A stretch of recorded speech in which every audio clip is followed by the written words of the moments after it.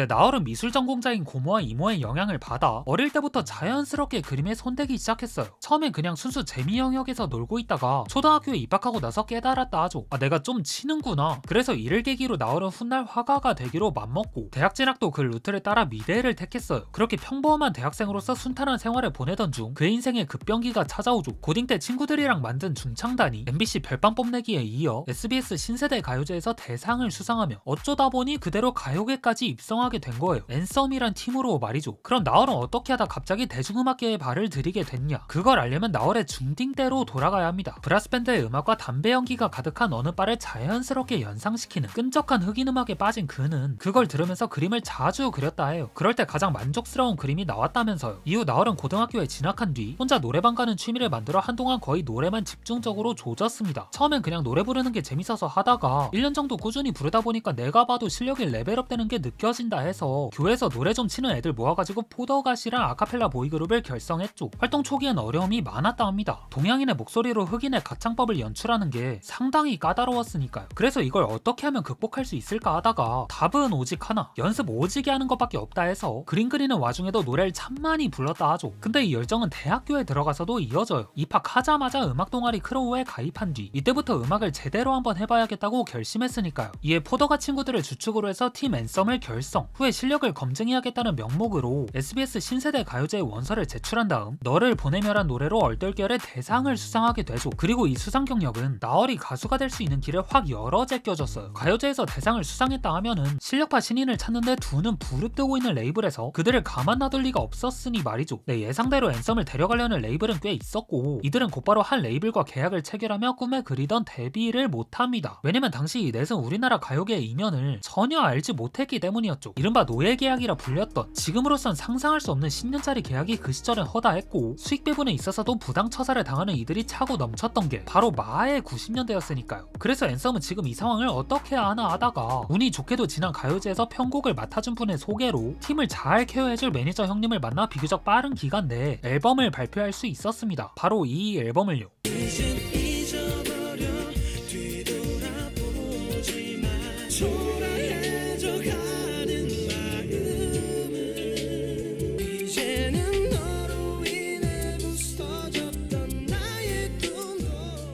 앤썸은 솔리드 박정현으로 대표되던 90년대 R&B 발라드 위주의 트랙들로 꾸려와 대중들의 입맛에 딱 맞는 사운드와 보컬을 선보였고 이를 기반으로 본격적인 활동에 나섰어요. 각종 TV 프로와 지방 행사를 전전하며 본인들을 알리기 위해서라면 어떤 일도 마다하지 않으면서요. 하지만 이런 열정을 세상은 알아주지 않았습니다. 상업적으로도 비평적으로도 그 어떠한 유의미한 결과를 얻지 못하고 회사와도 지속적인 마찰을 빚으면서 그들은 활동 시작 1년 만에 해체 수순을 밟았죠. 자, 이제 나얼은 깊은 고민에 빠져요. 음악에 대한 열정은 여전한데 막상 대중음악씬에 들어서니 대중들은 자기를 못 알아봐주고 여기에 집안 형편도 갑자기 어려워지고 해서 혼자라도 데모테이프 만들어서 홍보라도 해야 할지 아니면 굿미션이나 일찍 클리어해야 할지 같은 하루에도 이런저런 생각과 고민을 몇 번이나 했다 하죠. 이렇게 정서적으로 방황하고 있던 찰나 누군가 자기를 한번 만나보고 싶다며 자신이 다니던 교회로 찾아옵니다. 그러면서 그 사람이 이런 말을 꺼냈죠. 내가 너 앤썸 할 때부터 눈여겨봤고 너 진짜 개 잘 부르더라. 그니까 나랑 같이 음악하자고요. 나얼은 누군지도 잘 모르는 사람이 갑자기 음악을 하자니까 처음엔 약간의 당황스러움을 느꼈지만 어쩌면 다시 음악을 하게 될지도 모른다는 가능성 하나로 그 제안을 덥석 물었습니다. 바로 이것이 2001년 윤건과 나얼로 이루어진 2인조 그룹 브라운 아이즈가 탄생한 순간이었죠. 근데 사실 윤건도 나얼과 상황이 크게 다르지 않았어요. 윤건은 프로듀서로 일찍이 활동을 시작하며 그를 통해 얻은 유명세로 힙합 그룹 팀을 결성했지만 역시나 별다른 소득을 얻지 못한 채 가요계의 공포의 쓴맛을 봐야 했거든요. 그러나 윤건은 플레이어로서의 꿈을 놓지 않았고 자신과 다시 함께할 멤버를 찾다가 팁에서 앳된 얼굴과 그렇지 못한 실력의 나얼을 발견하게 된 거죠. 그렇게 흑인 음악을 기반으로 뭉쳐진 둘은 블루 아이드 소울 장르에서 아이디어를 얻어 팀명을 브라운 아이즈로 정하고서는 동명의 앨범을 일사천리로 공개합니다.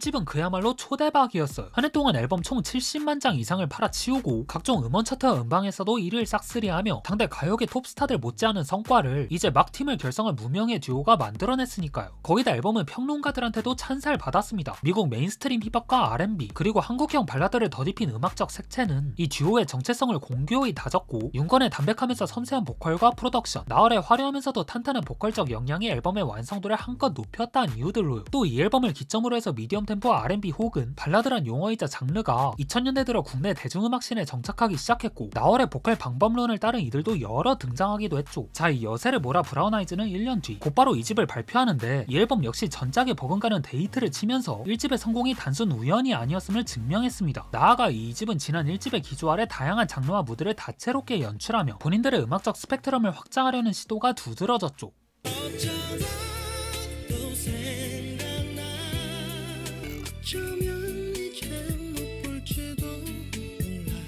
자, 이 같은 두 사람의 연달은 성공이 더 놀랍게 다가오는 건 별다른 방송 출연 한 번 없이 이뤄냈기 때문이에요. 그리고 여기엔 사장님이 제안한 이른바 신비주의 컨셉의 영향이 있었죠. 원래는 브라운 아이즈 1집이 대박 나고서 두 사람은 곧바로 라이브 공연 준비를 했대요. 얼굴도 알리고 노래 홍보도 하려는 목적으로다가요. 근데 사장님이 너네 앨범이 하루에 3만 장이나 나가는데 뭐 방송 출연하지 말고 한번 지켜보자는 제안을 해가지고 둘은 졸지에 얼굴 없는 가수가 된 겁니다. 뭐 나얼은 이게 성공 요인 가운데 꽤 큰 지분이 있었다 하고요. 자, 그렇게 데뷔 2년차의 합산 음반 판매량 약 150만 장을 기록한 이 괴물 신인들은 갑자기 뭔 일인지 활동을 중단하기로 선언해요. 아니, 이대로 쭉 노래 잘 뽑고 돈 오지게 벌면 본인들 노후 보장은 물론이고 3대는 개백수 라이프를 즐길 수 있었는데 둘은 도대체 왜 이런 씹 럭키 비키미를 걷어찬 걸까요? 네, 그 이유는 이 두 사람한텐 돈보다 훨씬 중요한 가치, 음악적 신념과 주관이 돈을 앞서고 있었기 때문입니다. 사실 나얼은 브라운 아이즈 1집을 발매한 뒤부터 흑인 음악을 기반으로 한 중창단을 하고 싶어한 반면 윤건은 그와 다른 스타일의 음악을 추구했기 때문에 둘의 음악적 견해가 정면에서 충돌한 거죠. 한편 중간 위치에 놓인 소속사 측에선 이 두 사람을 어떻게 해야 하나 하다가 고민 끝에 나얼의 의견을 받아들이면서 그를 중심으로 한 중창단을 준비했다 해요. 암튼 이렇게 소속사와 나얼, 윤건 사이에 껄끄러운 일이 발생하자 윤건은 팀과 소속사를 떠나 같은 해 솔로 활동에 나섰고 마찬가지로 나얼도 같은 해에 예정돼 있던 브라운 아이드 소울의 일원으로서 새 출발을 알렸습니다. 팀 결성 직후 첫 정규 앨범을 드랍하면서 말이죠.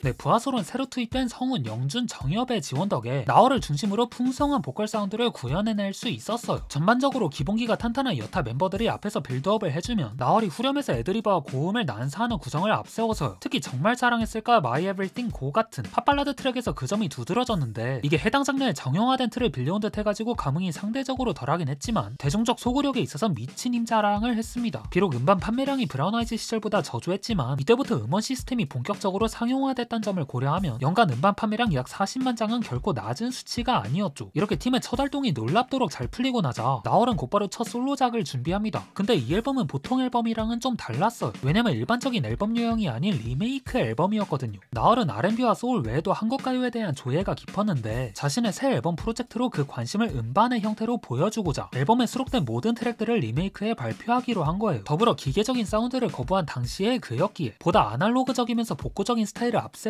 메인스트림에서 접하기 힘든 사운드를 보여주고자 했고요. 근데 이 형님은 앨범 컨셉을 리메이크라 해서 단순히 가수의 목소리만 바꿔서 내는 걸 극도로 경계했습니다. 이 앨범이 자신의 노래방 18번들을 뽑아와서 추억팔이 앨범처럼 보이길 원치 않았으니까요. 그래서 장르를 불문하고 과거의 히트곡들을 하나둘 모아 자신의 음악적 뿌리인 소울과 R&B를 비롯한 여러 흑인 음악 장르를 바탕으로 보다 내면적인 접근을 시도하기로 합니다. 빛과 소금의 그대 떠난 뒤는 펑키한 리듬으로, 동물원의 흐린 가을 하늘에 편지를 써는 레게 감성으로, 김은국이 호랑나비는 60년대 소울로 편곡하며 클래식한 음악과 유머러스한 음악을 현대적이고 실험적으로 풀어내는 시도를 함으로써 앨범 전반에 나얼만의 정서를 담아내려 했죠. 기존 곡들의 고유한 느낌은 유지하면서요. 결과적으로 이 앨범은 원곡보다 못한 리메이크란 수많은 리스너들의 편견을 깨준 작품이자 국내 대중음악씬의 리메이크 열풍을 일으켰어요. 동시에 나얼이 국내에 5손가락 안에 드는 보컬임을 재차 증명하기도 했고요.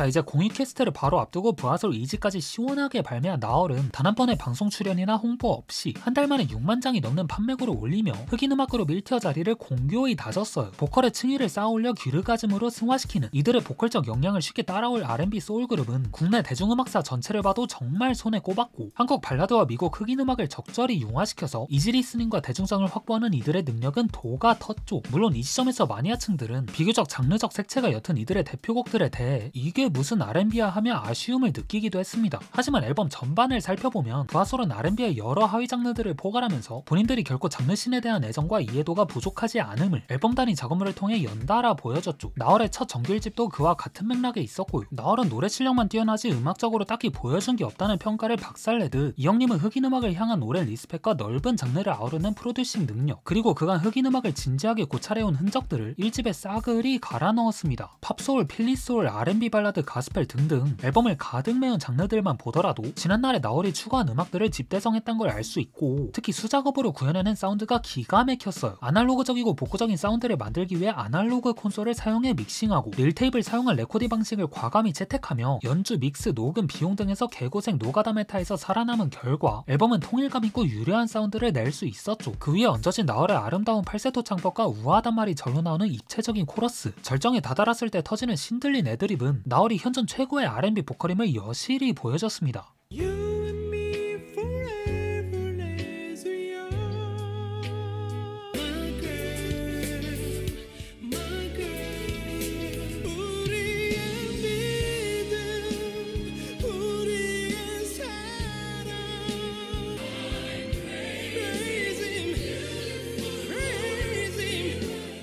부하솔 2집과 개인정규 1집, 이 사이에 브라운 아이즈의 깜짝 재결합과 공익복무, 소속사와 길고 길었던 계약분쟁 승소, 나사렛대 음악학 교수 라디오 DJ 개인 전시회, 소속사 이적 후 발표한 부하솔 정규 3집까지 5년 동안 참 많은 것들을 경험한 나얼은 2015년 1월 같은 시간 속에 너를 발매합니다. 무한도전 토토가의 뜨거운 열기로 잠시 동안 90년대 리바이벌이 일어난 순간 문득 90년대 발라드를 미친듯이 듣고 싶어서 그냥 노래 하나를 만들어버린 다음 발표한 새 싱글이 그 바람을 타고 큰 인기를 끌면서 차트 꼭대기에서 2달간 내려올 생각을 안 했죠. 이처럼 나얼이 싱글로 활짝 열어제낀 포문은 부하솔 정규 4집으로 이어집니다. 70년대부터 2000년대를 대표하던 흑인 음악 장르를 한 앨범에 담아내 요리했다고 표현한 커버 아트웍처럼 부하솔은 17개의 트랙들로 한상 야무지게 차렸죠. 부하솔하면 가장 먼저 떠오르는 이른바 대중들에게 잘 먹혀드는 팝솔과 팝발라드는 부하솔이 해오던 것들을 다시 한번 잘 재현해냈고, 장르적 성격이 드러나는 여타 트랙들에선 나얼의 정규 1집 성격이 묻어나는 스타일이 돋보였어요. 가스펠이나 필리소울을 내세운 랩처, 밤의 멜로디 같은 트랙들이 대표적이고요. 네, 이런 점들을 미뤄봤을 때 이 부하솔이란 그룹이 국내 R&B 소울씬을 이끌어왔다는 점이 다행이라 할 수 있을 것 같습니다. 작업물 전체 퀄리티로 봤을 때 10년이 넘는 긴 세월 동안 본인들이 하고자 하는 음악 카테고리에서 크게 안 벗어나고 그 안에서 스펙트럼을 확장하려는 그 의지와 집념이 장르씬 올타임 넘버원에 가까운 그룹이니까요. 그래서 그들의 앨범 발매 주기가 길더라도 차기작을 목 빠지게 기다릴 수밖에 없는 것 같고요.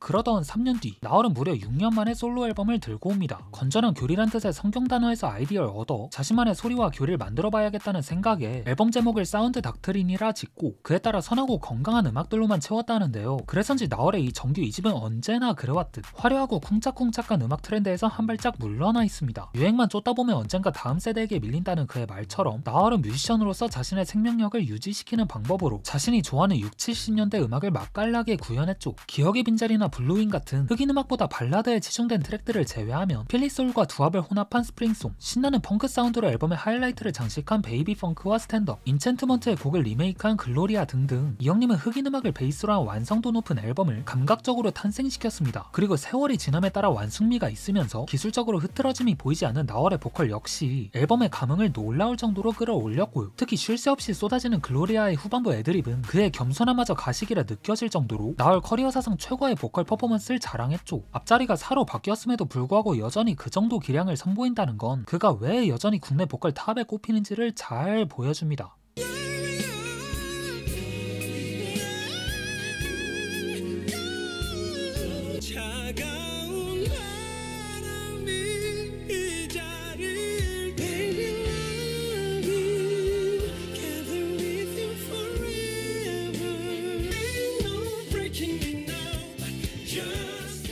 네, 솔로로서의 역량이 전혀 녹슬지 않음을 입증한 나얼은 1년 만에 새 남자의 품으로 돌아가요. 솔로 2집에선 자신이 가장 좋아하고 잘할 수 있는 판에서 한바탕 신나게 즐기고 왔다면 부하솔의 새 EP에선 조화에 집중했죠. 서로의 장기를 살릴 수 있는 안정적인 프로덕션 위에서 16년차 베테랑다운 관록이 느껴지는 개인 퍼포먼스와 서로의 목소리를 하나씩 겹쳐 만든 아름다운 화음은 오랜 기간 축적된 이들의 호흡을 느끼게 했습니다. 정엽의 감미로운 보컬로 시작해 허스키하면서 따뜻한 흑인 감성이 묻어나는 영준, 그와 상반되는 쨍한 매력을 가진 성훈이 앞에서 탄탄한 빌드업을 쌓아가면 나얼이 후렴에서 가녀리지만 단단함이 있는 목소리로다가 폭발적으로 터뜨리는 구조를 형성하는 가운데 나머지 3명의 보컬이 그를 뒷받침해주는 식으로요. 뭐 이건 어떻게 보면 부하솔이 관성처럼 따라가는 전형적인 툴이라 할 수 있어서 구성적으로 이젠 좀 식상해진 거 아닌가 하는 감이 있지만 이게 영상 초반에 말했듯이 그런 아쉬운 부분마저 피지컬로 다 때려잡아버리니 부하솔이 롱런하는 이유인 것 같습니다. 개인으로서도 모두 뛰어난 실력을 갖추고 있는데 그걸 다 드러내지 않고 각자의 개성만 살려서 밸런스를 맞추고 뛰어난 완성도의 곡을 하나하나 만들어가니 말이죠.